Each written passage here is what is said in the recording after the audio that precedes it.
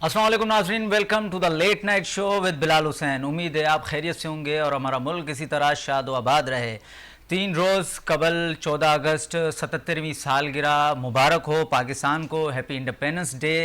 और हमने कई खुशियाँ मनाई और कई लोग मायूसी में भी देखे, जो कि हमें नहीं रहना चाहिए। और हमें 14 अगस्त को बजाय किसी फायरवर्क्स के, फायरिंग के या घूमने से हमें अपने कायद के पास जाकर हमें उनके दुआए मग़फ़िरत करनी चाहिए सवाब की खातिर, और हमें 2 शुक्रान नफिल अदा ज़रूर करने चाहिए। ये इससे हमें अल्लाह पाक हमसे राज़ी होंगे, आप समझ रहे होंगे, उम्मीद है। और इसके साथ साथ हम आपको अपने मेहमान से मिलवाते चलें।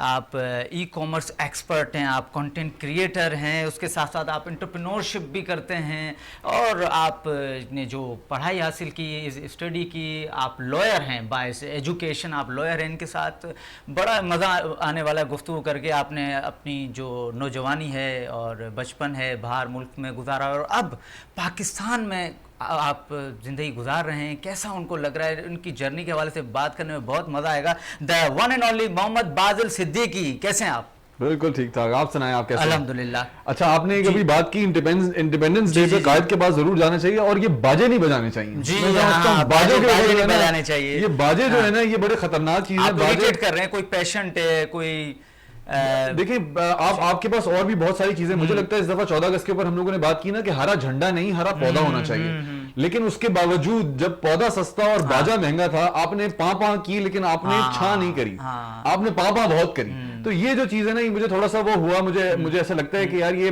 पेशेंट्स भी हैं। खैर, पेशेंट्स के अलावा नॉइज पोल्यूशन भी एक चीज होती है। नॉइज पोल्यूशन में आप अगर आपको लगता है कि बाजे बजा के हमने बाजे बजा के जो है वो ये कुर्बानियां दे के मुल्क नहीं बनाया, आई थिंक उसके लिए अगर आप, जैसे आपने बात की ना, सही कह रहे हैं आप, 2 रकात नफिल पढ़ना, ये भी बड़ा इंपॉर्टेंट है, बिकॉज़ पाकिस्तान हमारा मुल्क है। और जैसे आपने बोला ना कि बाहर रहते हैं और यहाँ आके जिंदगी गुजार रहे हैं, मैं ऐसा समझता हूं कि वो लोग जो आज तक पाकिस्तान से बाहर नहीं गए हैं और वापस एक उनको वक्त मिलता है कि वो चले जाएं, अपॉर्चुनिटी मिल जाती है, वो चले जाते हैं। लेकिन जब वो वहां जाते हैं तो 6 महीने में जब उनको आटे दाल का भाव पता चलता है ना, तो वो कहते हैं यार हमें तो पाकिस्तान ही वापस आना है। तो आई थिंक मैं वो कर चुका था, मैं बाहर जा चुका था, मैं वहां रह रहा था। और फिर दूसरी बात यह कि मुझे ऐसा लगता है कि पाकिस्तान आना, आप अगर एक पढ़े लिखे इंसान हैं और अपने मुल्क में वापस आके अगर आप वो फैसिलिटी अपने मुल्क को नहीं दे सकते, वो पढ़ाई अपने मुल्क को नहीं दे सकते, तो आप बाहर बैठ के पाकिस्तान को गालियां ना दें। मैं इस चीज पे बड़ा क्लियर हूं कि यार अगर मैं यहाँ वापस आया हूं, मैं यहाँ मेहनत करता हूं, मैं यहाँ अगर मैं कोई शिकवा भी कर लूं पाकिस्तान से, तो मेरे लिए तो जायज है। लेकिन अगर तुम कनाडा में बैठे हो, अमेरिका में बैठे हो, लंदन में बैठे हो और सिर्फ वहां से बैठ के बोल रहे हो कि जी पाकिस्तान ये है, पाकिस्तान वो, ये मैं नहीं सुन सकता। जी, इस पे भी बात करेंगे, जरूर करेंगे। इससे मैं आपसे 2-3 इस हवाले से सवाल पूछूंगा। पहले मुझे आपसे ये पूछना है, वही टिपिकल पूछूंगा, कैसे स्टार्ट लिया आपने इस यहाँ पर आके कंटेंट क्रिएशन के हवाले से पूछूंगा। कंटेंट क्रिएशन के हवाले फिलहाल आप जो आपकी दूसरी फील्ड हैं उसको छोड़ के आप कंटेंट क्रिएशन के बारे में बताएं। अच्छा, कैसे स्टार्ट लिया? कंटेंट क्रिएशन जो है ना, वो शुरू से मेरी आवाज, क्योंकि आप लोग सुन रहे हैं तो आपको पता है मेरी आवाज बड़ी स्ट्रांग है और मैं बोलता हमेशा से अच्छा था। तो मेरी फुप्पो जो है वो मुझे हमेशा कहती थी कि बेटा आवाज तुम्हारी बड़ी अच्छी है, बोलते इतना अच्छा हो, इसका कुछ करते क्यों नहीं हो? मैंने बोला फुप्पो क्या करूं, मुझे समझ में नहीं आता। मेरे लिए कोर्ट में जाओ, खड़े हो, क्योंकि वकील जाके चीख लो, ये आवाज की सारी भरम यहीं पे निकाल लेते थे हम। तो मैंने बोला यार मैं क्या करूं। तो एक दिन हमारी फैमिली का, क्योंकि केटरिंग का बिजनेस है, तो मेरी दावत थी, मेरी बहन हज से वापस आ रही थी, और मैंने उस दावत के अंदर मेरी बहन से पूछा भाई क्या किया जाए। तो उसने बोला भाई केटरिंग कर रहे हो तो भाई गोलगप्पे और ये सारी चीजें जो पाकिस्तान का स्ट्रीट फूड है ये लेके आओ जरा, मैं इसको बड़ा मिस करती हूँ, क्योंकि वो खुद ऑस्ट्रेलिया में रहती थी।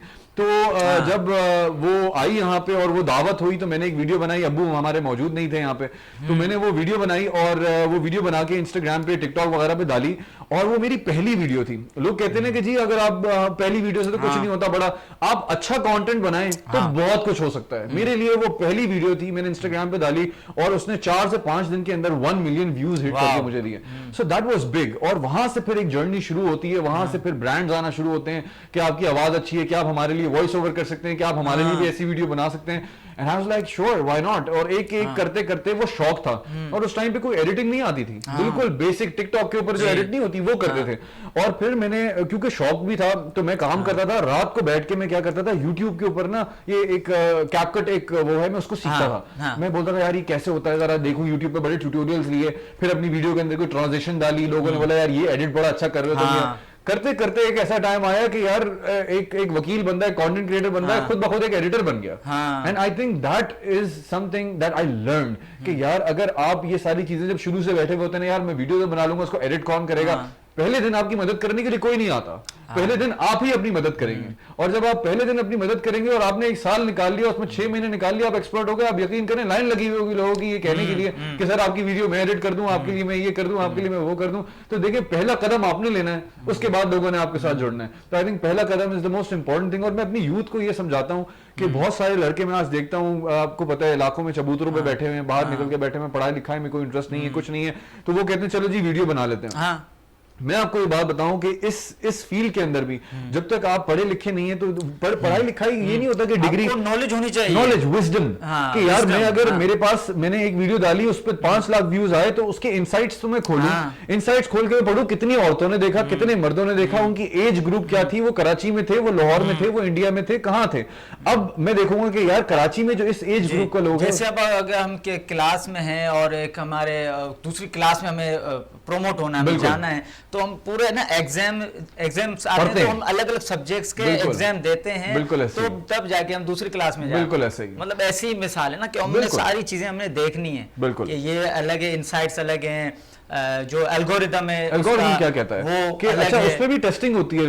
मैं समझता हूं, मैं आपकी ऑडियंस को भी बताना चाहूंगा कि मैंने 1 साल टेस्टिंग करके ये देखा कि जो वीडियोस मैंने 4 बजे शाम में, दोपहर में या शाम में, आप जो भी इसे कहेंगे, पोस्ट किए, उनका रिजल्ट एंड अदर वीडियोस का रिजल्ट बहुत फर्क है। पता नहीं क्यों है, कैसे है, बट एल्गोरिथम को काम कर करके समझा है। रात के 12 बजे भी पोस्टिंग की है, सुबह में 7 बजे भी पोस्टिंग की है, दोपहर में, शाम में, हर वक्त में करके देखी कि यार किस वक्त मेरी ऑडियंस एक्टिव है। आपको देखें, एक ऐसी चीज होती है, कोई भी रेस्टोरेंट है, कोई भी किसी भी चीज को उठा के देख लें, हर इंसान को अपनी सेलिंग पॉइंट को ना, एक इस रेसिपी को खुद बनाना पड़ता है। ये रेसिपी आपकी वालदा की नहीं हो सकती, किसी टीवी शो की बनाई हुई नहीं हो सकती, किसी इन्फ्लुएंसर की नहीं हो सकती, आपकी सक्सेस रेसिपी आप खुद बनाते हैं। और वो भी तो होता है ना, जैसे अब एक रेस्टोरेंट है तो फिर उसके पास किस टाइम ज्यादा कस्टमर आता है, यही तो सारे गेम है कि इसको समझना बड़ा जरूरी है। डे टाइम, रात के टाइम, ये भी देखना। अच्छा जी, अच्छा एजुकेशन आपने बाहर से हासिल की, और यहाँ पे भी गालिबन आपने कुछ ना कुछ स्टूडेंट्स को देखा होगा, किसी स्कूल में भी गए होंगे, बिल्कुल। तो वहाँ की एजुकेशन में कैसा रहा आपका एक्सपीरियंस, और इधर क्या समझते हैं आप, कितना फर्क है हम में? देखें, यहाँ पे मैं आपको एक बात बताता हूँ, वहाँ पे जब मैं पढ़ रहा था तो सबसे इंपॉर्टेंट चीज जो मैं देखता था, हमारे यहाँ पे प्रेशर सबसे, पता है ज्यादा पढ़ाई का किसका होता है? साल भर की पढ़ाई का प्रेशर नहीं होता, एग्जाम का बहुत प्रेशर होता है। वहां पे जब एग्जामिनेशंस होते हैं तो वो इस बेसिस पे नहीं होते, वो कहते हैं आप किताब भी खोल के रख लें, कोई मसले की बात नहीं, हमने आपको एक ऐसी चीज दी है जिस पे आप सोचेंगे कि यार ये तो किताब कह रही है, मेरी सोच क्या कहती है, is what your exam is all about. Pakistan में वो एग्जाम बड़ा डिफरेंट है, पाकिस्तान में कहते हैं ये किताब खोलो, रट दो, सही है ना, और रट्टा लगा के लोग पढ़ रहे हैं। रट्टा लगा के आप पढ़ नहीं सकते, आप आज लगाया हुआ रट्टा कल भूल जाएंगे, लेकिन आज समझी हुई बात अगले 100 साल तक नहीं भूलेंगे। तो ये जो फर्क है, ये सबसे बड़ा दोनों जगहों पे फर्क था। दूसरी चीज मैं आपको बताऊं, एक बड़े मजे की चीज कि मैं ये पाकिस्तान का एग्जांपल ले रहा हूं, मैं कराची में भी डिफरेंट स्कूल्स के अंदर गया हूं, मैंने यही हालात देखे हैं, आपके बहन भाई कजन्स पढ़ते हैं डिफरेंट स्कूल्स के अंदर, वो एक एस्से की किताब है, वही 5 साल की वो आपके पास पेपर है, उसी से निकलता हुआ आ रहा है। मैं गिलगित गया था, गिलगित में जाके मुझे मौका मिला कि यहाँ पे, वहां पे आपको पता है लिटरेसी रेट बड़ा हाई है, हुंजा वगैरह में खवातीन पढ़ रही हैं, सारी चीजें हो रही हैं। तो मैंने देखा, मैंने बोला यार ये बुक्स जो ऑक्सफोर्ड की और ये सारी चीजें आप इस्तेमाल कर रहे हैं, ये तो बड़ी महंगी बुक्स होती हैं, ये तो कराची में बड़े बड़े स्कूलों में इस्तेमाल होती है। तो उन्होंने बोला सर ये बुक्स यहाँ पे हम फ्री में देते हैं। सही है ना। और मैं सरप्राइज हुआ, मैं उनके स्कूल में गया तो वहां पे मुझे 4 ऑस्ट्रेलियन टीचर्स मिले। उन्होंने बोला ये प्रिंस करीम आगा खान की फाउंडेशन के लिए इंटर्नशिप कर रहे हैं और इनका काम ये है कि इन्होंने 1 साल आके यहाँ पे बच्चों को पढ़ाना है। सही है ना। अब वहां पे आप उन बच्चों की जरा अंग्रेजी तो सुने, आप कराची में भी आपको नहीं मिल पा रही होगी, बिकॉज उनके टीचर्स वो थे। उसके बाद दूसरी चीज ये कि उन्होंने फंड करके स्कूल्स में लैपटॉप, पैड्स वो लगाए में। मैं यहाँ पे हैरान हूँ कि कराची के बड़े बड़े स्कूलों में ये चीजें नहीं मिल रही। फ्लॉपी डिस्क के बारे में पढ़ाया जा रहा है, बताओ जरा। वो वहां पे बता रहे हैं कि जी पैड्स पे किस तरह काम करें आप, ये किस तरह। तो ये जो देखें, पढ़ाई मैं समझता हूँ इज ऑल अबाउट विजन। हम पाकिस्तान से पढ़ने के लिए, हर बंदे का ख्वाब होता है कि मैं पाकिस्तान से पढ़ने के लिए बाहर चला जाऊं। मैं अपनी वकालत की बात कर लूं आज, वकालत पाकिस्तान में अगर आप पढ़ के आते हैं तो यहां पाकिस्तान में पढ़ने जाते हैं तो 5 साल की वकालत है, BA LLB ऑनर्स जिसे हम कहते हैं। 5 साल एक जिंदगी के बहुत बड़े टाइम होता है जो एक वो कमिट करता है। अच्छा जी, आप पूरी दुनिया में कहीं बाहर चले जाएं, यूनिवर्सिटी ऑफ लंदन पाकिस्तान से ही पढ़ लें, 3 साल की प्रोग्राम है, 3 साल की स्टडीज है, ठीक है ना। 3 साल में आपको वो वकील, लंदन आपको 3 साल में वकील बना रहा है, जहां की दुनिया कहती है कि जहां का वकील बड़ा मशहूर है, वो आपको 3 साल में बना रहा है, आप 5 साल में बना रहे हो। चलो जी, आपने 5 साल में भी बना लिया। अब 5 साल में बनाने के बाद आपकी सबसे पहली चीज आती है प्रैक्टिस। सिटी कोर्ट के अंदर आके 2 साल से 3 साल प्रैक्टिस नहीं करोगे तो हाई कोर्ट का लाइसेंस नहीं मिलता, ठीक है ना। अब अगर आप यूके से पढ़ के आए हैं तो आपको सिटी कोर्ट में प्रैक्टिस करने की जरूरत नहीं है। तो 5 साल प्लस 3 साल कितने हो गए? 8 साल। 8 साल में जाके आप हाई कोर्ट में पहुंच रहे हो, वहां से 3 साल में आके आप हाई कोर्ट में पहुंच रहे हो। आपको क्या रूट होगा? आप बोलोगे मैं अपनी जिंदगी का टाइम बचाऊंगा, मैं 3 साल में करूंगा। अब इस बच्चे की सैलरी के बारे में बात कर लें। आप इंटर्नशिप पे आते हो, किसी बड़ी वकील के पास आते हो, सर आप 25,000 ले लीजिएगा, सर आप 32,000 ले लीजिएगा, सर आप 30,000 ले लीजिएगा। एक बंदा आता है यूके से पढ़ के, सर आप 1.5 लाख रुपए ले लीजिएगा, सर आप 2 लाख रुपए ले लीजिएगा। ये जो फर्क है, ये पढ़ाई के फर्क आपका वाज़े दिखाता है कि आप अपने मुल्क में पढ़ाई के अंदर कोई काम कर ही नहीं रहे। हमारी एजुकेशन का क्या बजट है यार? हमारी एजुकेशन के मैं आपसे अगर आज भी पूछ लूं कि आप मुझे बताएं, आप मुझे बताएं, चले मैं आपसे आज आपके शो में सवाल करता हूं कि आपने एक रिसर्च करनी है स्कूल्स के ऊपर, मुझे 5 स्कूलों का नाम बताएं, आप कौन से स्कूल चुनेंगे? मैं प्राइवेट स्कूल के नाम बताऊंगा आपको। सही है ना, आप कह देंगे ये वाला स्कूल, वो वाला स्कूल, सही है ना। कोई भी ये बंदा मुझे नहीं बताएगा कि यार कोरंगी के अंदर एक गली के अंदर जो स्कूल है, क्या उसके अंदर बच्चा पढ़ नहीं रहा? क्या ये मेरी रिसर्च का हिस्सा नहीं होना चाहिए? बिल्कुल होना चाहिए। क्या औरंगी टाउन के अंदर एक स्कूल के अंदर बच्चा पढ़ नहीं रहा? मैं कुछ बड़े-बड़े स्कूल के नाम से बता दूं। क्यों? हमारा जो है ना, हमारा जो पूरा सिस्टम है वो इन बड़े स्कूलों पे ही चल रहा है। लेकिन अब मैं 2 बातें करता हूं कि यार आज बड़े सारे मेरे भाई बहन डॉक्टर्स हैं, वो बताते हैं यार जो बड़े सारे लोग हैं वो आते हैं हॉस्पिटल में, वो कहते हैं जी हमें गायनोकोलॉजिस्ट जो है ना वो फीमेल चाहिए। ये वो लोग हैं जिन्होंने सारी जिंदगी ना अपनी बहन को पढ़ने दिया, ना अपनी बीवी को पढ़ने दिया, लेकिन आज उनको गायनोकोलॉजिस्ट फीमेल चाहिए। सही है ना। आप मुझे एक बड़ी क्लासिक बात बताई थी, मेरे सर स्टीव मुझे पढ़ाते थे। उन्होंने बोला कि यार जर्मनी में एजुकेशन, मैंने सर से पूछा कि क्यों फ्री है, तो कहते हैं जर्मनी ने इस बात का एहसास किया है कि क्या पता किसी एक ऐसी बीमारी का इलाज ऐसे दिमाग में कैद हो जो एजुकेशन अफोर्ड ही ना कर सकता हो। क्या करोगे? क्या कर लोगे? तो मैंने कहा यार वाकई में ये उनका विजन है पढ़ाई को लेके। हमारा पढ़ाई को लेके कोई विजन ही नहीं है। हालांकि हमारे दीन में भी है कि हर औरत मर्द पर फर्ज है इल्म हासिल करना, चाहे वो दीन का इल्म हो या दुनियावी इल्म हो, लेकिन इल्म होता है। अच्छा, बिल्कुल, ये तो हमने एजुकेशन के बारे में बात की है। आप कैसे स्टूडेंट थे? शाय होता है एक बच्चा, एक होता है मतलब इंट्रोवर्ट सा, एक होता है एक्सट्रोवर्ट सा, एक होता है भाई पढ़ना भी है खेलना भी है, एक होता है सिर्फ खेलना है, भाई पढ़ना तो है नहीं, मुझसे पेपर के टाइम देख लूंगा, एग्जाम जब आएंगे। आप कैसे स्टूडेंट? अच्छा, मैं आपको बताता हूँ, मेरी जो स्टार्टिंग थी ना, मैं कभी शुरू में स्कूल में नहीं गया था। I was put into an Arabic school. मेरे अब्बा अम्मा चाहते थे, मैं सबसे बड़ा हूं तो वो चाहते थे कि मैं हिफ्स करूं। तो मेरे लिए ना सबसे पहली पार्ट था हिफ्स करना। मुझे हिफ्स करने में जब डाला गया था मैं 6 साल का था, और माशाल्लाह 8 साल की उम्र में मैंने हिफ्स करा सऊदी अरब से। और उस 2 साल के अंदर मैं बहुत पिटा अपने कारी साहबों से, उस्तादों से, लेकिन वो मेरे उस्ताद हैं, वो मुझे मार सकते हैं, मुझे कोई गम नहीं, उन्होंने मुझे मारा वारा। तो मैं बड़ा पिटा, सारी चीजें हुई, और मुझे समझ भी नहीं आता था कि यार ये, मैं बड़ा छोटा भी था, याद करना ये वो। फिर उसके बाद जब मैंने हिफ्स कर लिया तो सऊदी अरब में एक विफाक का इम्तिहान होता है, पाकिस्तान में भी होता है वो। तो वो बड़ा इम्तिहान होता है, उसमें सऊदी सारे पार्टिसिपेट करते हैं, उसमें अरबी का तलफ़ुज़, अरबी की मतलब समझ, सारी चीजें होती है। मैं 8 साल का बच्चा था और मैंने 2nd पोजीशन हासिल करी सऊदी अरब के अंदर। तो मुझे, मेरे अब्बा के लिए, मेरे आई थिंक बहुत अर्ली एज से वो एक स्टेडियम में होता है और किंग खुद आता है और इनाम से नवाजता है आपको। तो मैं स्टेडियम में बैठा हुआ हूँ और मेरे स्टेडियम में सामने जो है ना वो पूरा एक लोग बैठे हुए हैं, और मैं देख रहा हूँ कि मेरे अम्मा अब्बा उस स्टेडियम के अंदर हैं। और जब मैं अपना गिफ्ट लेने के लिए जाता हूँ तो मुझे 5,000 रियाल, उस जमाने में 5,000 रियाल बड़ी बात होती थी, 5,000 रियाल दिए गए। वो बड़ा सब उन्होंने, सऊदी में थे? मैं सऊदी अरब में था। तो जब ये सारी चीजें मुझे मिली तो मैंने जो अपने अम्मा अब्बा के चेहरे पे खुशी देखी ना, I think that is the time when I realize कि यार ये खुशी के लिए ना अब मैंने काम करना है जिंदगी भर। सही है ना, this is how my parents should be happy. मुझे याद है, मुझे उस टाइम में मेरे अब्बा ने PS1 दिलाया था, नया नया आया था। अब्बा ने बोला भाई मेरे बेटे ने किया, मैं उसको दिलाऊंगा। तो उसके बाद अब्बा ने क्या किया, मुझे स्कूल में डाल दिया। अब स्कूल में आया, स्कूल में तो जी अंग्रेजी में बातें हो रही थी, मेरे सर के ऊपर से गुजर रही। मैं बोल रहा हूँ भाई ये क्या हो रहा है, और क्लास 4 में आया था, क्योंकि तो मैंने कहा ये तो समझ भी नहीं आ रहा है, ये क्या बताते हैं ये वो। मेरे अब्बा भी बड़ा प्रेशर करते थे कि जी पढ़ो समझो बात को। अब वो उस जमाने में अरबी बोलते थे या उर्दू बोलते थे। हाँ। लेकिन एक साल के अंदर इंग्लिश बोलने का ऐसा शौक हुआ, बिकॉज इर्द गिर्द सब बच्चे इंग्लिश बोलते थे, हमें आती नहीं थी, तो बड़ा पाकिस्तान में भी आज ऐसा होता है, बच्चे इंग्लिश नहीं बोल पाते, कतराने लग जाते हैं। तो मैं शुरू में बड़ा कतराता था, लेकिन मैं क्योंकि वो जो 2 साल थे ना जो कुरान हिफ्ज करने वाले, उसने मेरा दिमाग ऐसा खोल दिया था कि मैं बोलता था यार अगर मुझे इंग्लिश सीखनी, मैं आपसे बात कर रहा हूँ, मुझे किस बात की शर्म आनी है, कॉन्फिडेंस होना चाहिए और एक शौक होना चाहिए। मैं कॉन्फिडेंट था, मैंने बोला भाई किस बात की शर्म है, सिखाओ मुझे नहीं आता बोलना, मुझे नहीं समझ में आता तुम लोग ऐसे फरफर कैसे बोलते हो। आज जब स्कूल से निकले और उस टाइम पे इंग्लिश बड़ी स्ट्रांग हुई, लिखने की भी कोशिश की, अखबार पढ़ते थे, सारी चीजें करते थे, तो वहां से शुरू हुआ। मेरी मैथ्स बड़ी कमजोर थी। मैथ्स में मेरे साथ ये होता था कि जब मैथ्स खुलती थी मेरे तारे जमीन पर आ जाते थे, मेजॉरिटी की कमजोर होती। तो मैं शुरू से ही ढूंढता था कि यार कोई ऐसी फील्ड हो जहां पे नंबर शंबर का काम ना हो। तो मुझे पता चला जी लॉ जो है ना एक ऐसी फील्ड है कि इसमें तो सारा काम है समझ का, बोलने का। मैंने कहा समझ भी मुझे आती है, बोलना भी मुझे आता है, ये चीज है सारी थ्योरी, बिल्कुल सारी थ्योरी है। तो बस उसके वक्त जो है ना वो लॉ में घुसे, और माशाल्लाह लॉ में फिर जब गए तो फिर उसमें एवरी ईयर माशाल्लाह परफॉर्म किया, बिकॉज समझ में आ रहा था लोगों को। एक वो होता था डिबेटिंग करने का बड़ा मजा आता था, बहस करने का मजा आता था। एक्सट्रोवर्ट नेचर बहुत ज्यादा बाद में हो गया या पहले इंट्रोवर्ट? नहीं, शुरू से सबसे बड़ा बेटा हूं घर का। सही है, लाडला था, सब जो चीज चाहिए थी वो हमेशा मिलती थी। तो एक वो बड़ा वो था कि यार नहीं ये तो बंदा जो है ना इसको छोड़ दो, ये कर लेगा, आप मुझे कहीं भी दुनिया में छोड़ दो, मैं अपना वहां पे कुछ ना कुछ करके आ जाऊंगा। मैं सेल्फ इंडिपेंडेंट हुआ, self independence was very important for me, because I think हमें बहुत सारी जगहों पे एक ऐसा आपने ये चीज नोटिस की होगी कि पाकिस्तान में ना आपको अगर यहां से वहां जाना है तो एक दोस्त को कॉल जाती है और बोलते हैं यार जानी तू आ जा, तेरे साथ जाऊंगा। मुझे फर्क नहीं पड़ता कि मैं किसी दोस्त को कॉल नहीं करूंगा, मैं बोलूंगा यार ये मेरा काम है, मैं खुद करूंगा।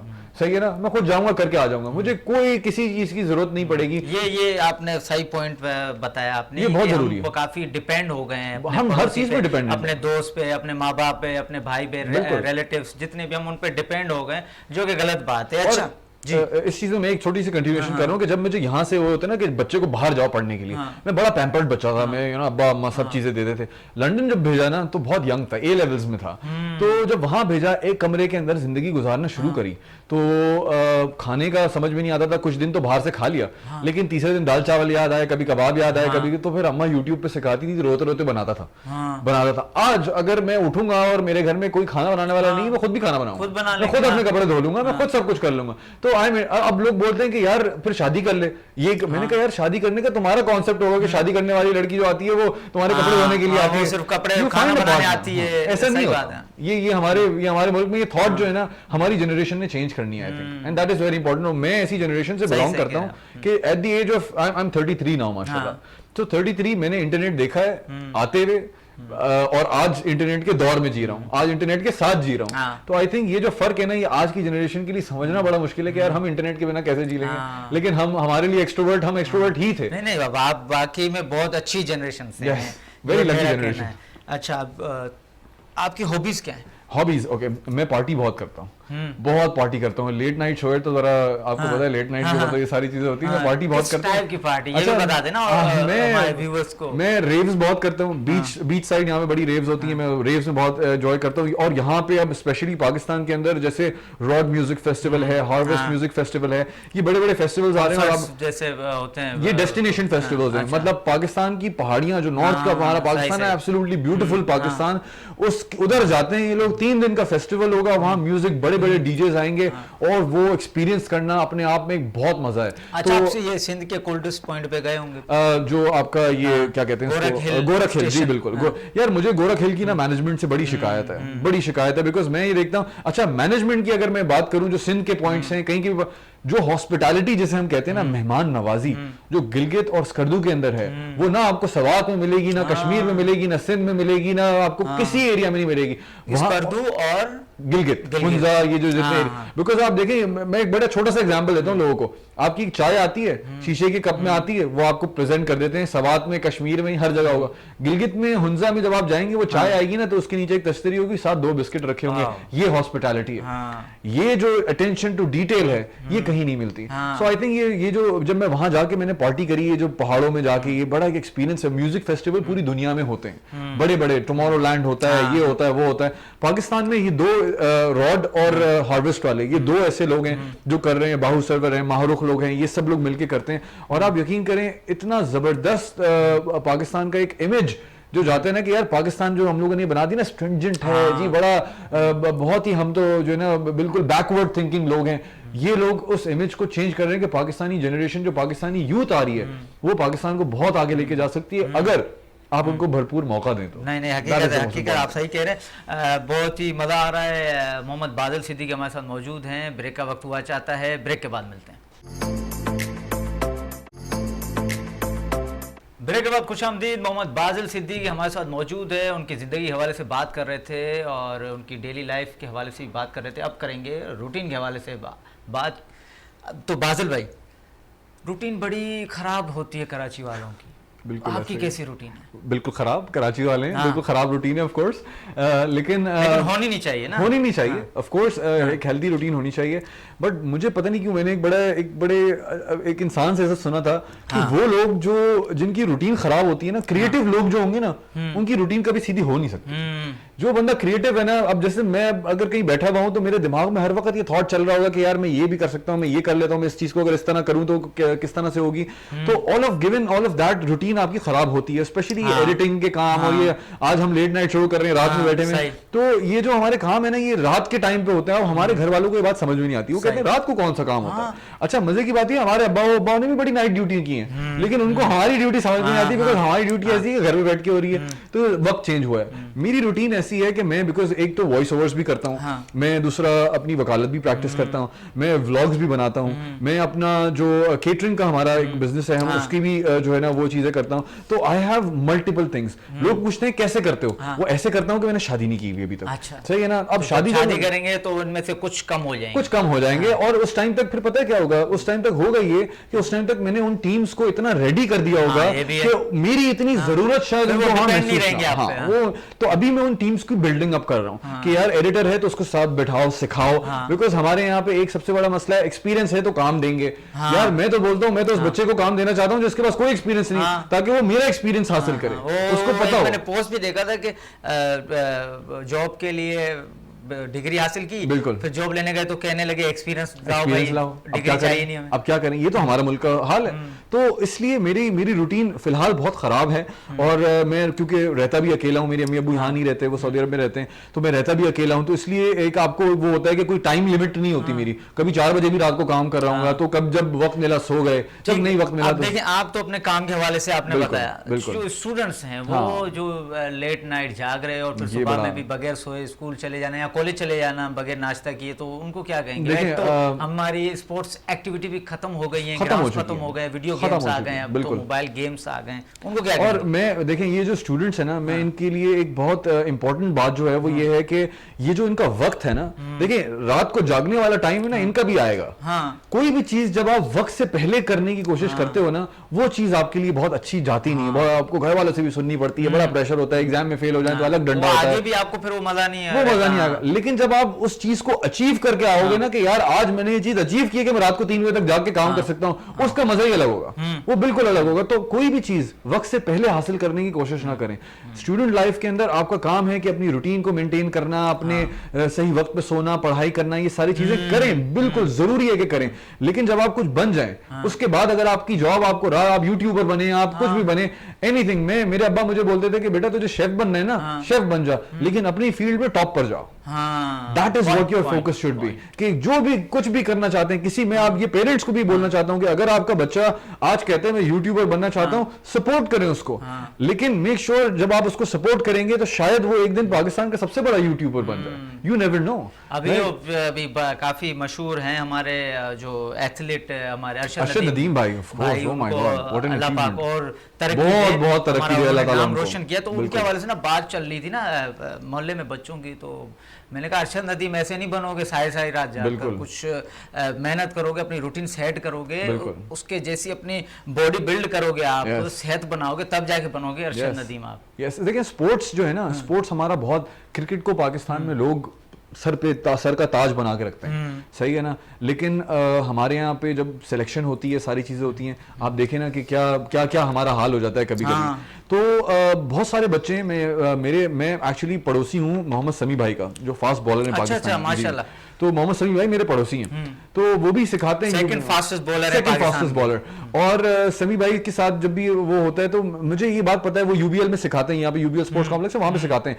तो मैंने ये देखा कि यार देखो कितने बच्चे ट्रेनिंग के अंदर हैं, क्रिकेट का शौक है। मेरा अपने भाई के लिए हम लोगों ने पूरी छत पे वो लगाया हुआ, वो भी यूबीएल के लिए खेलता है और उसको बहुत शौक है क्रिकेटर बनने का। लेकिन ये जो पर्ची का निजाम आ चुका है ना हमारे यहाँ, नेपोटिज्म चल रहा है हर अब आप फील्ड देखेंगे में। अरशद भाई के पास क्या वो रहा होगा, लेकिन देखे ना क्या लेके आया बंदा। आप वही वाली बात कि यार जो पोटेंशियल है, जिस दिन तुमने उसको मौका दे दिया, जिस दिन तुमने उसकी पीठ थपथपा दी, उस दिन वो तुम्हें पाकिस्तान को कहां से कहां लेके और जाएगा। ये हम ये 200 साल के बाद भी रिकॉर्ड नहीं टूटने वाला नहीं है। टूटेगा भाई, नहीं टूटेगा। इस बंदे का मतलब, इस बंदे ने जो करके दिया है पाकिस्तान को, आप देखें ना कि उसका जो, और मैं समझता हूँ जो वाकई पहली दफा मैं अप्रिशिएशन जो दिल से निकलती है ना कि यार इस बंदे का जो वेलकम हो रहा है ना, he is deserving of this welcome. ये डिजर्व करता है बंदा। 92.97 मीटर, आप मतलब सोच भी नहीं सकते कि मतलब कहां से। और मजे की बात पता है क्या है कि वो जो नीरज चोपड़ा से जब वो कंपीट कर रहे थे ना, अगर मैं आपको बता दूं, ये शायद वेलकम इतना ज्यादा हैवी ना होता कि अगर ये कंपटीशन नीरज चोपड़ा से ना होता। ये भी बड़ी बात। और जो हमारे पाकिस्तान का जो तिरंगा है, झंडा है, वो जो बीच में और टॉप पे है ना, तो इट्स लाइक गूज़बम्प्स। वो गूज़बम्प्स मतलब अरशद भाई की जब वो विन थी, और स्टेडियम में आपका पूरे स्टेडियम में जो बंदा पाकिस्तान में टीवी के आगे बैठा हुआ था, उसको गूज़बम्प्स रहे होंगे कि यार ये बंदे ने क्या कर दिया। And today when he comes back, आप उनकी फैमिली देख लें या जो भी यू नो, उनको बहुत वेल टू डू लोग नहीं थे, लेकिन उस एक बंदे ने एक वो जो थ्रो है ना, उसने वो थ्रो ने खाली उस बंदे को यहां से वहां तक नहीं पहुंचाया, उसने उस बंदे की सक्सेस को भी 92.97% ऊपर लेके गया। I think that is the most equipments ही नहीं थे। उन्होंने दिखाया ना, उनके ऊपर एक निजी टीवी चैनल की रिपोर्ट देखी मैंने, तो उनके पास इक्विपमेंट भी नहीं थे इतने कोई खास। उन्होंने अपने एक डंबल एक ऐसे बनाए हुए थे। अच्छा, अल्लाह पाक हमारे ऐसे ही एथलीट्स को कामयाब किया, और गवर्नमेंट को चाहिए उनको सपोर्ट करे। तो रैपिड फायर के एक सवाल पूछने वाला हूं मैं आपसे, कंटेंट क्रिएटर के हवाले से। जी। तो आपको मैं 2 नाम बताऊंगा, उसमें से आपने एक सिलेक्ट करना है। ठीक है। तो आप जो सिलेक्ट करेंगे उसके अगेंस्ट फिर मैं दूसरा नाम बताऊंगा आपको, तो ऐसे चलते जाएंगे हम। ठीक है। जुनैद अकरम या डिकी भाई? जुनैद अकरम। जुनैद अकरम या यू खानो? जुनैद अकरम। जुनैद अकरम या मास सफदर? जुनैद अकरम। वाह। जुनैद अकरम या रजा सम्मो? जुनैद अकरम। He's funny, I like him. Okay. Junaid Akram या फैसल वड़ाइज भाई देखो सुनो जानो? No, जुनैद अकरम। ओके। जुनैद अकरम या शाबिर जाफरी? जुनैद अकरम। वाह। जुनैद अकरम या शाम इदरीस? जुनैद अकरम। जुनैद अकरम या Moro as known as Taimoor Salahuddin? Moro भाई के आगे तो आप खत्म कर दिया आपने, उसके बाद कुछ नहीं है मेरे पास। तैमूर भाई। ओके। मोरो या अब्दुल गिराफी as known as Abul Hasan? मोरो या डूक्स लाइफ? मोरो या इरफान जुनेजो? दोनों कर सकता हूं तो शायद दोनों, लेकिन मोरो भाई। मोरो या मोहम्मद बाजिल? मोरो पक्का। वाह भाई, हमारे इस रैपिड फायर के विनर होते हैं मोरो भाई। मैं बहुत बड़ा फैन हूं आपका, बहुत बड़ा। तो कोई ऐसा क्या उनकी एक अच्छी लगी उनको? आपका कंटेंट अच्छा अगर लगा? आप मेरा जो लोग भी मेरा कंटेंट आपके शो के भी उससे जो लोग जाएंगे मेरा कंटेंट देखेंगे, वो देखेंगे कि मेरा काम है स्टोरी टेलिंग करना। मैंने जब वीडियोस बनाना शुरू करी तो मुझे ये था कि यार जब मैं दिखा रहा हूँ किसी चीज को, तो मैं ये ना बताऊं कि ये क्या हो क्या रहा है। ये तो सबको नजर आ रहा है, मेरी ऑडियंस को जाहिल तो है नहीं कि अगर एक मेरा बंदा मेरी प्लेट में बिरयानी निकाल रहा है तो मैं ये बताऊं कि मेरी प्लेट में बिरयानी निकाल रहा है। वो तो आपको नजर आ रहा है ना। तो मूरो भाई का काम क्या था? मूरो भाई ने उसको स्टोरी टेलिंग कर देते कि बिरयानी और पुलाव, क्या कराची वाले पुलाव के लिए बिरयानी को बगावत कर देंगे? अब ये जो कहानी है ना, ये लोग सुन रहे हैं। मैं इंफोटेनमेंट में बिलीव करता हूं, और मूरो भाई एक ऐसे इंसान है जिनकी स्टोरी टेलिंग इतनी कमाल है कि मैं मतलब बोलता हूं कि यार ये स्टोरी टेलिंग अगर आपके पास आर्ट हो तो आप कोई भी कंटेंट क्रिएटर है वो आगे जा सकता है। वन मैन आर्मी है मतलब। वन मैन आर्मी मतलब वो बोलना शुरू करेगा, आप सुनते रहोगे बस। मैं और इसी तरह मैं इसमें भी एक वो करना चाहूंगा कि यहाँ पे खाली पाकिस्तानी, मैं आपसे हम बात कर रहे थे कि ध्रुव राठी इंडिया में, मैं उनका भी बहुत बड़ा फैन हूँ। उसकी रिसर्च, उसका ये सारी चीजें, आई थिंक जब आप एक अच्छा कंटेंट बनाते हैं ना, तो a big part of that good content is your research work.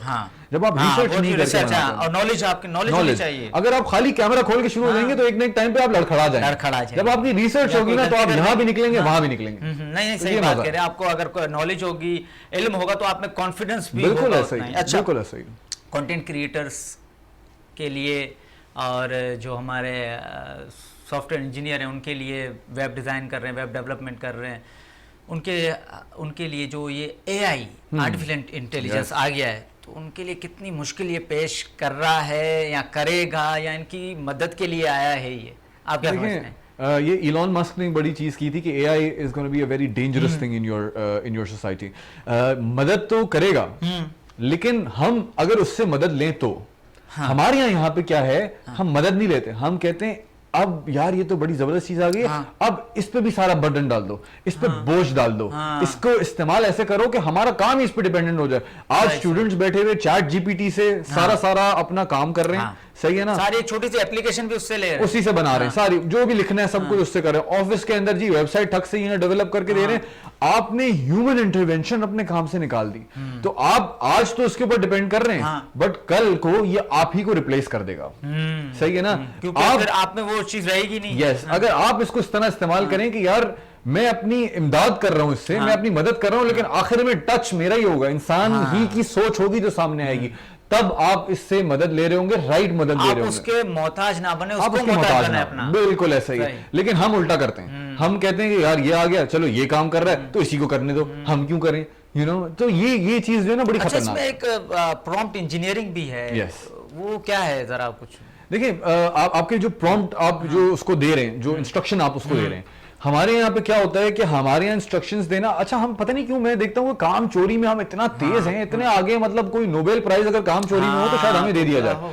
सही है ना, इतने तेज हैं कि यार अगर आप एक वीडियो बनाना चाहते हैं, अब आपने जो है ना उस पर जाके लिखना है, आईओ जो भी आपका एआई है उस पर आपने जाके उसको एक प्रॉम्प्ट दिया कि यार make me a video you know coming out of the car and stuff like that. अब देखें ये जो एआई है ना, ये कहता है कि यार मुझे तुम प्रॉपर इंस्ट्रक्शंस दो, इन इंस्ट्रक्शंस देने के लिए आपको लिखना भी आना। ये क्यों ये बनाया गया इंसानी मदद के लिए, कि इंसानी मदद के लिए जो लिखने का काम होगा ये इंसान करे, अब हमारे क्या करें, इंसान नहीं करेंगे, ये भी नहीं करना। अब वो क्या करेंगे, अच्छा जी मुझे ऐसी वीडियो बनानी है, मैं जाऊंगा रिसर्च करूंगा क्या प्रॉम्प्ट लिखना है, वो प्रॉम्प्ट को वहां से कॉपी करूंगा, इधर पेस्ट करूंगा, मतलब हमने सिर्फ और सिर्फ कॉपी पेस्ट इकोनॉमी बना के रह गए। कॉपी पेस्ट इकोनॉमी से कभी भी नहीं चलती। हमारा जो आज हाल है ना, ये कॉपी पेस्टिंग की वजह से हुआ है कि आप आज भी देखें घर में बैठ के काम करना है, यार कोई ऐसा काम दिला दो जो बस यहां से कॉपी करना, वहां पेस्ट करना, डेटा एंट्री करवा दो हमारी, सही है ना। घर के हालात इतने खराब हैं, लेकिन अब हमारे एक विजन की बात जो हम कहते हैं ना कि यार आज भी आप किसी बच्चे से पूछो यार मेरी 50,000 रुपए अगर सैलरी हो ना तो मैं बिल्कुल खुश हूं। अब मसला इस बच्चे का ये है कि जब तुम उसे 50,000 में पहुंचा दोगे ना, ये आगे देखेगा नहीं।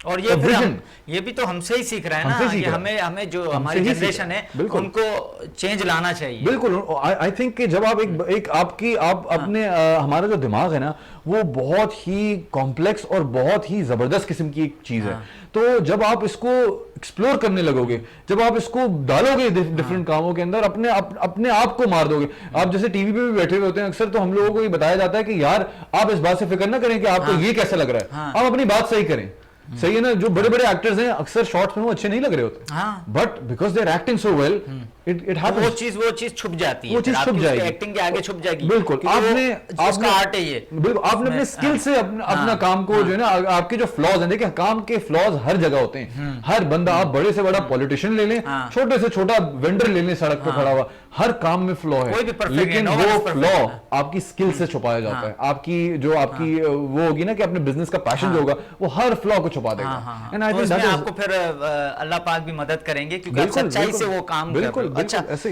आप अभी बैरूनी मुल्क से यहाँ आए, सारा काम यहाँ पे कर रहे हैं, तो जो यहाँ के लड़के हैं आईटी इंजीनियर हैं और दूसरी डिग्रीज लेकर बाहर जा रहे हैं, बाहर एक काम कर रहे हैं, फिर वो यहाँ पे 2-2 साल वो यहाँ पे नहीं आ रहे, बिल्कुल, तो उनको आप क्या कहेंगे? उनके हवाले से वो जाएं, करें काम, यहाँ पे डॉलर्स भेजें, या फिर उनको यहीं पे ही कोई एक अच्छी कोई बिजनेस कर लें या कोई फील्ड अपना लें? मैं इसमें समझता हूँ कि बाहर जाना आपके लिए क्यों जरूरी है। जो जहां तक जरूरियत मैं समझता हूँ, एक्सपोजर बहुत अच्छा मिलेगा। आप पाकिस्तान में सिर्फ पाकिस्तानियों के साथ काम करते हैं, वहाँ आप चाइनीज, अरब, ब्राजीलियन, अमेरिकन सबके साथ काम करेंगे। हर इंसान का वर्क एथिक सीखेंगे कि क्या क्या वर्क एथिक लेके वो आता है। दूसरी चीज आप जो सीखेंगे वो पंक्चुअलिटी सीखेंगे। पाकिस्तान में 9 बजे का मतलब है 11 बजे आना, वहां पे 9 बजे आने का मतलब है 8:55 पे बाहर खड़े होना, सही है ना। ये चीज आप सीखेंगे।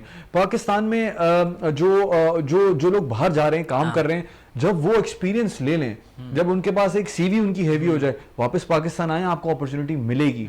अगर आप कहते हैं कि यार यहाँ पे तो मिलियनियर्स हैं, इनके पास तो गाड़ियां देखो, ये देखो, आप जरा कराची की सड़कों पे चले जाओ और लैंड क्रूजर और फॉर्च्यूनर गिनना शुरू करो। क्या तुम्हें लगता है यहाँ पे कमी है? क्या ये गाड़ियां यहाँ सस्ती हैं? करोड़ों रुपए की गाड़ी है यहाँ पे, रोड पे भाग रही है जगह जगह। मर्सिडीज आपको कम नजर आती है? आपको हमारी बहुत सारी गाड़ियां यहाँ, हमारी सिविक ये भी तो करोड़ रुपए की हुई है। तो क्या आपको लगता है कि पाकिस्तान मिलियनियर्स नहीं बना रहा? पाकिस्तान भी मिलियनियर्स बना रहा है। मसला सारा ये है कि आप जो है वो जाके बाहर दुनिया की चकाचौंध में मिलियनियर बनना चाहते हैं, आप पाकिस्तान में मिलियनियर बनना नहीं चाहते। वरना यहाँ पे ई कॉमर्स में मेहनत करके लोगों ने आजकल गाड़ियां ली हुई हैं, वहां कंटेंट क्रिएटर्स बड़ी बड़ी गाड़ियां लेके बैठे हुए, यूट्यूबर्स बड़ी बड़ी गाड़ियां लेके बैठे हुए, बड़े अच्छी अच्छी जॉब्स पे काम करने वाले लड़के बड़ी बड़ी गाड़ियां लेके बैठे हुए। तो एवरीथिंग जो सक्सेस आप देखते हैं, बड़ा घर, बड़ी गाड़ी, ये जो आपका सक्सेस का जो पैरामीटर है, वो पाकिस्तान में भी रह के तो बंदा पूरी कर रहा है। तो फिर बाहर जाना, अगर आपके पास अपॉर्चुनिटी नहीं है, आप ये कहने के लाजमी नहीं है, लाजमी नहीं है, तलाश तो करो, निकलो तो सही बात, करो तो सही यार, काम तो करो, बात तो करो आके। अच्छा मजे की बात ये है कि वो घर से बैठे बैठे सब मिल जाए। आपके दरवाजे पे मैं दस्तक दे के बादल भाई नहीं बोलेंगे कि आजा जानी तुझे यूट्यूबर बनाऊं, सही है ना। मेरे पास बहुत सारे लड़के, जौहर में मैं रहता हूँ, सही है ना, बड़े सारे लड़के आते हैं, बादल भाई हम भी जौहर में रहते हैं, हम कंटेंट क्रिएट करना चाहते हैं, हम क्या करें? मैं बोलता हूँ यार आओ 2 दिन मेरे साथ आओ, किसी रेस्टोरेंट में बैठो, खाओ पियो मेरे साथ आके, मैं एक वीडियो तो बना ही रहा हूं, साथ में तुम अपनी वीडियो से तुम बनाओ, मैं तुम्हारी उसमें हेल्प करता जाऊंगा, तुम बनाओ और वो मुझे दो। रेस्टोरेंट को देने की जरूरत नहीं है, मुझे दो, मैं रेस्टोरेंट वालों को दूंगा। मैं बोलूंगा कि यार ये देखो मेरे बच्चे ने बनाई है, क्या तुम डालना चाहते हो? वो बोलेगा यार ये गलती है, मैं बच्चों को बताऊंगा ये गलती है, क्लाइंट की तरफ से ये गलती है, मैं समझता हूं तुम्हारी गलती है, तुम इसको सही करके लाओ। आप यकीन करो 4 वीडियोस पे लेके जाओ, 5वीं वीडियोस बच्चे ने अच्छी नहीं बनाई ना, मेरा नाम बदल देना, सही है। लेकिन ये कोई करना नहीं चाहता। मैंने आपको वही बात बताई ना कि हमारे यहाँ होता है कि यार अगर मैंने इसको सिखा दिया तो ये तो मेरे से ऊपर निकल जाएगा। ये हमारी जो थॉट है ना, हम एक टनल के अंदर बैठे हुए सोचते हैं। अच्छा, बड़ा सीरियस क्वेश्चन पूछने वाला हूँ अभी मैं आपसे। 7 अक्टूबर 2023 को इस हमास अटैक करता है इसराइल पर, और इसराइल वापस दोबारा अटैक करता है कि 2024 आ चुका है, स्टिल उनका अटैक चल रहा है। इस हवाले से एक आम आदमी, क्योंकि आम आदमी भी इस वक्त इन्फ्लुएंसर है, एक आम आदमी और एक अच्छा बड़ा इन्फ्लुएंसर या कंटेंट क्रिएटर, इन दोनों को क्या करना चाहिए इस दौर में? देखिए मैं एज बिल्कुल एज अ कंटेंट क्रिएटर, ये बड़ा एक हसास मामला है। पहली चीज़, एज अ कंटेंट क्रिएटर ना मैंने शुरू में कोशिश की, अब जाहिर सी बात है हमारे लिए अपने अकाउंट्स भी बड़े इंपॉर्टेंट होते हैं। हम जिन जगहों पे प्लेटफॉर्म पे ये डालते हैं वो प्लेटफॉर्म भी उन्हीं को बिलोंग करते हैं, सही है ना। अब मैंने ये देखा कि यार चलो ठीक है, हमने बड़े बड़े ब्रांड्स पाकिस्तान में बॉयकॉट किए, लेकिन इनको कुछ वो नहीं किया। खैर हमारी तो इतनी वो है ही नहीं कि हम अपना कोई बना लें, कोई सोशल मीडिया प्लेटफॉर्म बना लें, हमारे पास तो इतना सोच ही नहीं है ना। तो अब हम इन हमारी पब्लिक यूज भी नहीं करेगी, उनको चाहिए वही अंग्रेजों के साथ ही रहना है। तो अब हम लोगों ने शुरू में कंटेंट क्रिएटर्स ने बहुत सारे, हम लोगों ने पोस्ट डालना शुरू करी, हमारे अकाउंट्स पे शैडो बैन भी लगे, हमारे अकाउंट्स को बंद भी किया गया, हर चीज हो रही थी। तो एज और दूसरी बात ये कि मैं बार बार ये मैसेज देता हूँ, वो जो जंग फलस्तीन में हो रही है, आप यकीन करें सेम जंग पाकिस्तान में भी हो रही है, सही है ना। तो मेरे लिए पहले मैं उनके बारे में भी सोचता हूँ, उनके लिए पाकिस्तान कुछ नहीं कर पा रहा, हमारी स्टेट कुछ नहीं कर पा रही, मैं तो फिर सिर्फ मुसल्ले पे बैठ के दुआ ही कर सकता हूँ, सही है ना।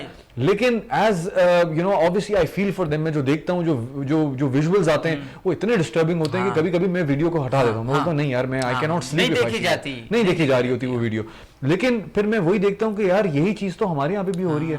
आप यहाँ पे हमारे कच्चे के डाकू उठा के देख लें तो वो क्या कर रहे हैं। आप हमारे जो है ना जितने भी अभी रिसेंटली पारा चिनार में जो वाकया हुआ यार, मतलब क्या आपको लगता है किसी जंग से कम है? क्या हम किसी जंग से कम के स्टेट में हैं? नहीं, हम पूरी तरह से जंग की स्टेट में। तो मैं सोचता हूं कि यार मैं बात अपने मुल्क के लिए करूं कि यार पहले को पहले तो ये चीज देखनी जरूरी है ना।